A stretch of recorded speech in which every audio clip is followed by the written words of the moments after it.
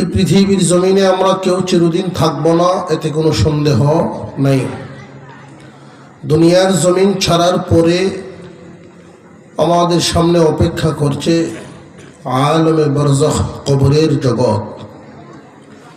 কবরের জগতে লম্বা সময় থাকতে হবে, অপেক্ষা করতে হবে।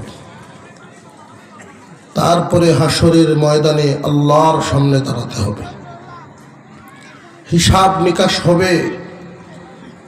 সেখান থেকে কেউ জান্নাতি হবে, কেউ জাহান্নামী হবে। যারা জান্নাতি হয়ে গেল তারা তো সফলই হয়ে যাবে। যারা জাহান্নামী হলো এদের মধ্যে আবার কেউ কেউ এমন হবে চিরস্থায়ী জাহান্নামী, জীবনে আর মুক্তি মিলবে না। আবার কেউ কেউ এমন হবে যে আল্লাহ বিভিন্ন মেয়াদে সাজা খাটাইয়া তাদেরকে মুক্তি দিবেন, জান্নাত আবার দিবেন। তবে আমরা যেখানে আছি দুনিয়া নামক জায়গা, এই দুনিয়া নামক জায়গা থেকে কেউ কেউ আল্লাহর সন্তুষ্টি হাসিল করতে পারে, গুনাহ মুক্ত করতে পারে। তারা জাহান্নামে জ্বলবে না, আল্লাহ তাদেরকে সরাসরি জান্নাত দিয়ে দিবেন। অন্যান্য মাখলুক আর মানুষ এক না, মর্যাদার দিক থেকেও না, গঠনের দিক থেকেও না, আল্লাহর দেয়া নিয়ামতের দিক থেকেও না। গঠনের দিক থেকে আমরা সবচেয়ে সুন্দর, নিয়ামতের দিক থেকে সবচেয়ে বেশি পেয়েছি, মর্যাদার দিক থেকেও সবচাইতে বেশি মর্যাদাবান। এত কিছু পাওয়ার পরেও যদি মানুষটা জান্নাতি হতে না পারে, তার চেয়ে আর কে কপাল পোড়া হতে পারে? আমরা যেহেতু মানুষ, অন্য কোনো প্রাণী না, অন্যান্য প্রাণীদের সামনে কোনো বিপদ নাই, আমাদের সামনে বিপদ আছে। মানুষের সামনে বিপদের ঘাঁটি আছে, 4টা ঘাঁটি পাড়ি দিয়ে শেষ গন্তব্যে, শেষ ঠিকানায় পৌঁছতে হবে। আমাদের সামনের যেই গাঠিগুলো, 1 নাম্বার বিপদের গাঠি মালাকুল মাউতের সাক্ষাৎ, মৌতের গাঠি। 2 নাম্বার বিপদের গাঠি কবরের গাঠি। 3 নাম্বার বিপদের গাঠি হাসরের মাঠ। 4 নাম্বার বিপদের ঘাঁটি ফুলসিরাত। ক্রমান্বয়ে 4টা বিপদের গাঠি পাড়ি দিবে যারা, 2 ভাগে বিভক্ত হবে। কেউ সুখে সুখে পাড়ি দিবে, কারোর জন্য খুব কষ্ট হবে। আমরা কি কষ্টে এই গাঠি পাড়ি দিতাম না সুখে পাড়ি দিতাম? আল্লাহ পাক রব্বুল আলামিন একদল মানুষের জন্য ওই ঘাটিগুলোতে সুখের ব্যবস্থা রেখেছেন, আবার কারোর জন্য অত্যন্ত দুঃখের, কষ্টের ব্যবস্থা রেখেছেন। আজরাইল আলাইহিস সালাম মানুষের জান কবজের দায়িত্বে, আজরাইলের আন্ডারে অসংখ্য অগণিত ফেরেশতা আল্লাহ দিয়ে রাখছেন। মানুষের যখন জান কবজ হবে, 2টা হালত। একটা হলো অত্যন্ত সহজ এবং আসানের সাথে জান কবজ, আরেকটা হলো কষ্ট দেওয়ার মাধ্যমে জান কবজ। কষ্ট দেওয়ার মাধ্যমে যদি জান কবজ করা হয়, তার হালতটা কি? ওয়ান্নাজিআতি গারকা ওয়ান্নাশিতাতি নাশতা। আল্লাহ পাক রব্বুল আলামিন 2টা হালতেই তুলে ধরেছেন। কারোর জান কবজ করা হবে গিরা খোলার মাধ্যমে, কারোর জান কবজ করা হবে আত্মা ডুব দিয়া বের করার মাধ্যমে। বান্দা যদি নেককার হয়, নেককার বান্দার জান কবজ করা হবে বেলুনের গিরা খুললে বাতাস যেমন বের হয়ে যায়। মানুষের এইখানে এই জায়গায় একটা গিরা খুলে দেওয়া হবে, রূহ নামক বস্তু ফুস করে বেরিয়ে যাবে, আসানের সাথে জান কবজ হবে। আর যদি লোকটা বদকার হয়, ফেরেশতাদেরকে দেখেই তার আত্মা লুকায়া থাকবে, লুকাইতে থাকবে, ভিতরে লুকাইতে থাকবে। ফেরেশতা ভিতরে ঢুকে ডুব দিয়ে আত্মা বের করবে। হালত কি উদাহরণ দিয়ে বুঝাইলে সহজে বুঝবেন। শালুক চিনেননি? শালুক মুরব্বী যারা তো চিনবেন ভালো। শালুক কোথায় থাকে? পানির নিচে না, মাটির নিচে। গাছের পাতাগুলো পানির উপরে, গাছটা হলো পানির নিচে, আর শালুকটা থাকে মাটির নিচে। কয়টা স্তর দেখছেন? যিনি শালুক উঠায় আগের থেকেই এই ধরে একবারে জায়গাটা ঠিক করিয়া একটা ডুব দিবে, বারবার টানবে না, একটা নেই। শালুকের জ্বর একটা না একাধিক, অনেক জ্বর। এক টান দিয়া সবগুলো জ্বর ছিঁড়ে ফেলে। ঠিক তেমনি ভাবে একটা বদকারের জান কবজ করার সময় এইভাবেই ডুব দিয়া ধরে যখন টান দিয়ে আনবে, ভিতরের নারী বুড়ি রোগের যেই সংযোগগুলো সবগুলো রোগের মাথা এক টানে ছিঁড়ে ফেলে।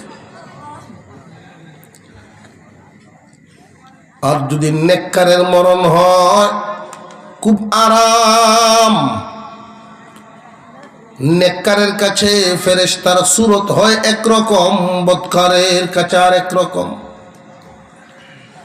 ইন্নাল আবরার লাফি নাঈম ওয়া ইন্নাল ফুজ্জার লাফি জাহিম।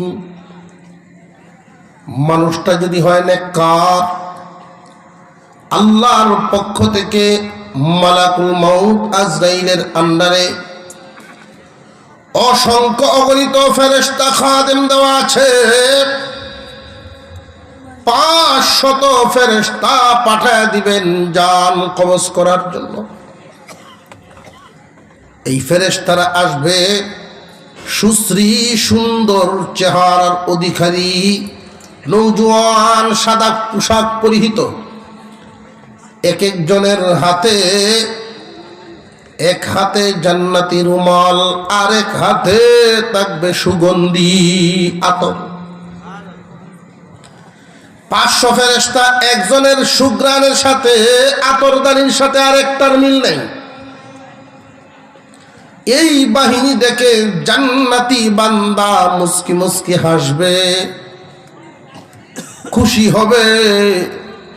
অনেক মানুষের জান কবজের আগে দুনিয়ার লোকেরা দেখতে পারে হাসি দিয়া বিদায় হইছে। ঠিক না? ঠিক। দুনিয়া তো একদিন ছাড়বই, এমন মানুষ নাই যার মরণ নাই। কিন্তু আফসোসের ব্যাপার, কেউ মরবে জান্নাতীর ভেষে, কেউ মরবে জাহান্নামীর ভেষে। কত মানুষের মরণ হয় নাপাক বাথরুমের ভিতরে, কত মানুষ মরে যায় নর্দমার ড্রেনে পড়ে, কত মানুষের মরণ কত হালতে। আমরা এখানে যারা আছি, কার মরণ কোন জায়গায় আমরা তো কেউই জানি না, আল্লাহ একমাত্র জানেন। মন থেকেই কামনা করা, মন থেকে চাওয়া, নিজে চেষ্টা করে ভালো পথে চলা। আল্লাহ তুমি আমাদেরকে গুনাহগারের মরণ দিও না, বেইজ্জতের মরণ দিও না। নেককারের মরণটা খুব আসানের মরণ। আতরদানি জান্নাতের রুমাল নিয়ে যখন সামনে হাজির হবে, আস্তে করে একটা চাপ দিয়ে ধরবে, সামান্য আস্তে একটা চাপ দিয়ে ধরবে।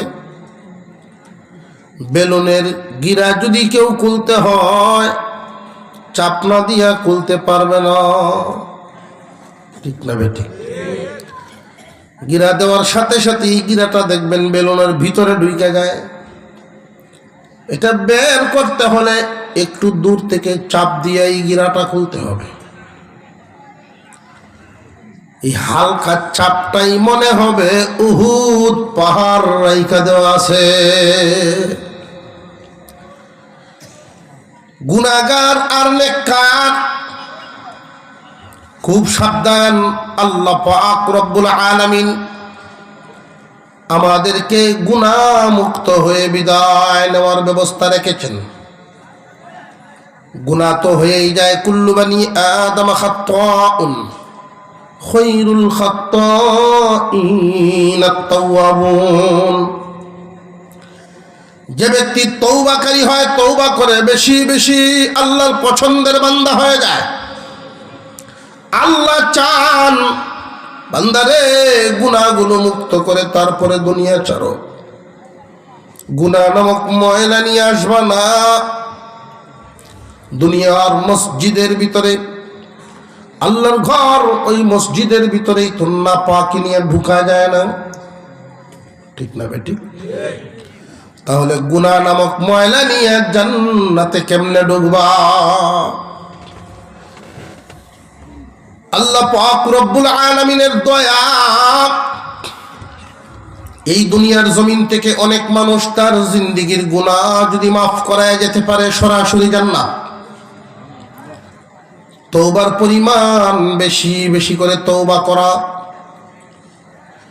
কারোর হালত এমন হয় গুনাহগার হয়ে মারা গেছে, কবরে তার আযাব হইতেছে, কিন্তু দুনিয়াতে এমন কাজ চালু আছে যেই কাজের উসিলায় কবরের আযাব বদলে যায়। কবরের আযাব পরিবর্তন করে তারে আরামের বিছানা দেওয়া হয়। আবার এমন কিছু কাজ আছে যেই কাজগুলো সে দুনিয়াতে করে যাওয়ার কারণে হাসরের ময়দানে উসিলা হয়ে দাঁড়াইবে। এই পৃথিবীর জমিনে কোনো মানুষ যদি আওলাদ রেখে যান, এমন ঘটনা হাদিসের কিতাবের মধ্যে আছে। গুনাহগার বান্দা দুনিয়া থেকে বিদায় হয়েছে, এই বান্দা যখন কবরে আছে, কবরে আযাবের হালত। আল্লাহর ওলি খাসপ হয়েছে, উনি দেখতে পেয়েছেন কবরে আযাব হচ্ছে লোকটার। সুবহানাল্লাহ। লোকটার আযাব হইতেছে, অবস্থাটা বুঝে উনি দোয়া করলেন, প্রভু গো আযাব বদলায় দাও, শান্তি এনে দাও। না, দোয়া কবুল হচ্ছে না, আযাবই হইতেছে। কিছুদিন পর এই জায়গায় আল্লাহর ওলির আবার কাশফ হয়ে গেল। এখন দেখেন ফুল বিছানায় ঘুমায় আছে। আর জোরে কোন সুবহানাল্লাহ। আল্লাহর ওলি দোয়া করে, আল্লাহ তোমার এই বান্দা কোন গুনাহে জ্বলছিল আমরা জানি না, তবে তার হালত দেখে আমি দোয়া করেছি, এলাকার বড় বড় বুজুর্গানে দিনকে দিয়া দোয়া করাইলাম, কিন্তু তুমি পরিবর্তন করলা না। এখন আবার কিসের বদৌলতে তারে তুমি কষ্ট থেকে সুখের হালতে নিয়ে আসলা? আল্লাহ পাক রব্বুল আলামিন স্বপ্ন যুগেই জানায়া দিলেন, এই বান্দা গুনাহ করার কারণে কষ্টে পতিত ছিল, কবরে আযাব হচ্ছিল।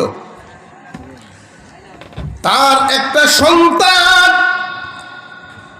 বিবির গর্ভে রেখে এসেছিল, মৃত্যুর আগে, ইন্তেকালের আগে বিবির হাত ধরে বলেছিল, বিবি রে, গুনাহ করে জীবনটা নষ্ট করে ফেলছি,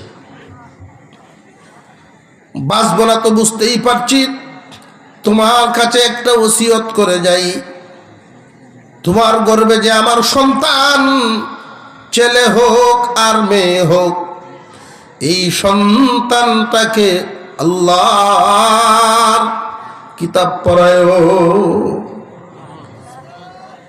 আল্লাহর কিতাব পড়াইবা তারে।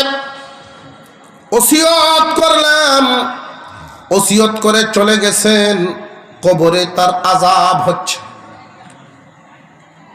দেখতে দেখতে তার সন্তান দুনিয়াতে আসলো। দিন যাইতে যাইতে পড়ার বয়স 5 বছর হয়ে গেল।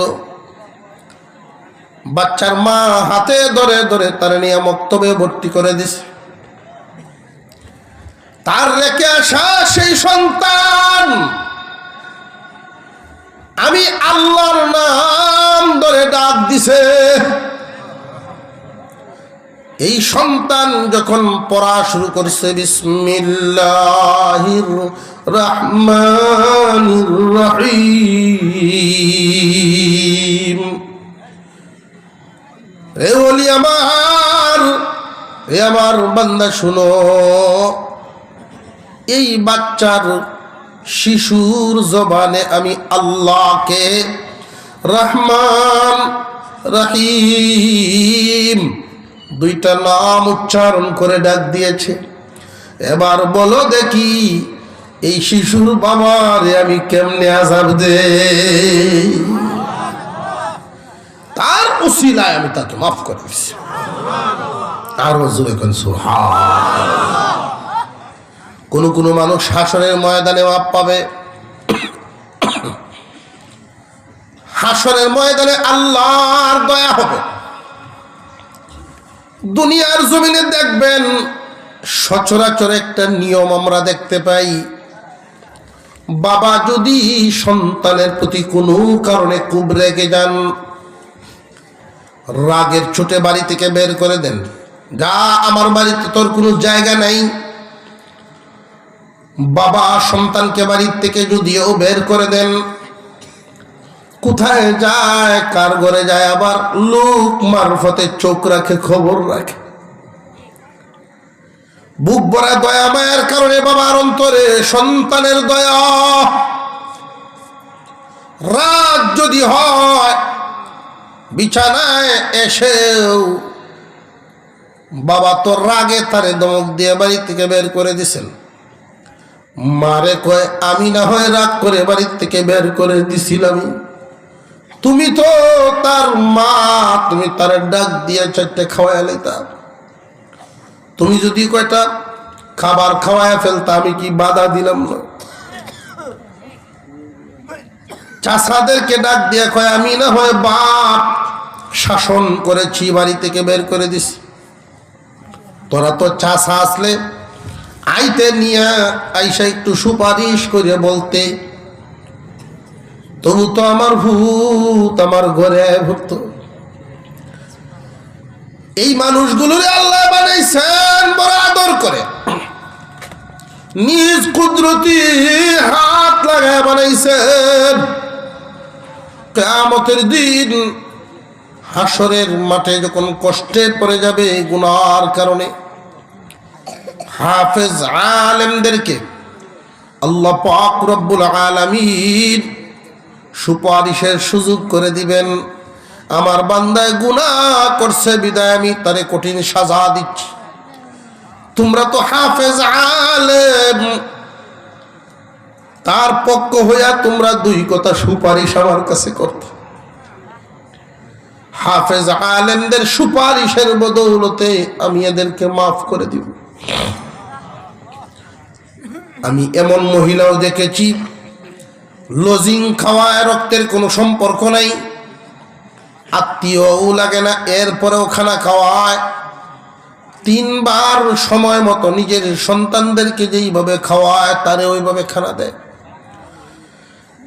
যিনি লজিং বাড়ির যেই পুরুষ আছেন উনি যদি দেখেন 2 দিন 3 দিন ছেলেটা সামনে পড়ে না, এমনি খবর নে কি গো, মাদ্রাসার ছাত্র বেটা কি আসা যাওয়া করে না? কোন সম্পর্ক তোমার সাথে গড়ে উঠলো? কিয়ামতের কঠিন ময়দানে হাফেজুল কুরআন, আলেম উলামা যে মর্যাদা পাবে, সেই দিন হাফেজ আলেমদের সুপারিশে ওই লজিং রাখনেওয়ালা, কুরআনুল কারীম পড়ানো সাহায্যকারী ওই মানুষগুলোর দেখে দেখে সুপারিশ করবেন, আমি তার বাড়িতে খানাকে পড়াশোনা করেছি, আল্লাহ তুমি তারে মাফ দাও। আল্লাহ বলবেন আমার বান্দা বান্দি গুনাহ করার কারণে কষ্টে পড়ে আছে, আমি অপেক্ষায় তাকায়া ছিলাম, যদিও গুনাহ করছে আমার বড় আদরের বান্দা বান্দি, নিজ হাতে এদেরকে বানাইছি জাহান্নামে জ্বালানোর জন্য না। হাফেজ আলেমগণ যখন সুপারিশ করবে, তখনই আল্লাহ বলবেন আমি অপেক্ষায় রহমতের নজরে তাকায়া ছিলাম, কখন তোমরা দুনিয়ার বাপচাচাদের মতো আমি আল্লাহর কাছে আইসা সুপারিশ করবা। কোন একটা উসিলা হইলেই আল্লাহ বান্দাকে মাফ দিবার চান। সুবহানাল্লাহ, আল্লাহু আকবার বলেন। হাসরের মাঠে, কবরের জগতে আমরা যেন আল্লাহর মায়া, আল্লাহর দয়া পাই, এই আকাঙ্ক্ষা, এই আশা আমাদের অন্তরে আছে না নাই? কার কার আছে? কার কার ইচ্ছা হয়? নারে তাকবীর, নারে তাকবীর। হাত নামান। সময় লম্বা চূড়ানো, প্রধান মেহমান এসে গেছেন, বলি আলহামদুলিল্লাহ। মাদ্রাসা একটা আপনাদের চোখের সামনে বিদ্যমান। এই মাদ্রাসায় একক কোনো ব্যক্তির মাধ্যমে চলতে পারে না, একা কেউ প্রতিষ্ঠান চালাতে পারে না, সকলের সহযোগিতায় এই প্রতিষ্ঠানগুলো চলে আসে। আর এটা আমাদের জন্য একটা নাজাতের রাস্তা, নাজাত পাওয়ার উসিলা। কিয়ামতের কঠিন ময়দানে যারা জান্নাতে যাবে, বিভিন্ন আমলের বদৌলতে মানুষ জান্নাতে যাবে। জান্নাতে বালাখানা হবে, জান্নাতে বাগান হবে। দুনিয়াতে যদি কেউ 1 কোটি টাকা খরচ করে ঘর বানায়, ওই ঘরটাকে আরো সামান দিয়ে সাজানোর প্রয়োজন আছে না?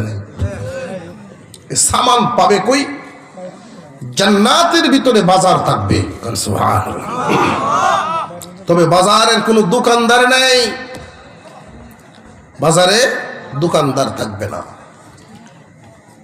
ওইখানে সাথে যে আমরা দুনিয়া থেকে বিদায় হওয়ার শখের বাড়ি, শখের ঘড়ি, শখের গাড়ি, শখের নারী সব রেখে একমাত্র সামান, দুনিয়ার একমাত্র সামান কাফনের কাপড়টা পেছায় রেখে দেবে। জান্নাতের বাজারে কি নিয়ে ঢুকবে? কেনাকাটা কি দিয়ে করবে? পছন্দ হয়ে গেছে সোফার সেট, পছন্দ হয়েছে পালং, পছন্দ হয়েছে এই খাবার, ওটা কি দিয়ে দিবে? সবাই বেচা কেনাকাটা করতে পারবে না। কিছু মানুষ তার মন মতো বালাখানা, মন মতো ঘর সাজাতে পারবে, বেচা কেনার মাধ্যমে খরিদ করবে, মাল সামান লইবে। এরা কারা? দুনিয়ার জমিনে থাকতে আল্লাহর ওয়াস্তে দান করত যারা। জান্নাতের বাজার থেকে মাল নিল, যে টাকা লাগবে না, যে টাকা দুনিয়াতেই পরিশোধ হয়ে গেছে। দুনিয়াতে যারা পয়সা দান করে, টাকা দান করে আল্লাহর ওয়াস্তে, 1 টাকা দিলে আল্লাহর পক্ষ থেকে কমপক্ষে 10 গুণ ফিরত, কমপক্ষে 10 টাকা। আর এই 10 টাকা বসে থাকবে না, আল্লাহ বাড়াইতেই থাকবেন, বাড়াইতেই থাকবেন, বাড়াইতেই থাকবেন, বাড়তেই থাকবেন। আমরা মাদ্রাসার তালেবে ইলমদের জন্য যার যার তৌফিক অনুযায়ী শিখার উক্তি দিব। কয়েক মিনিট সময় নিব আপনাদের কাছ থেকে।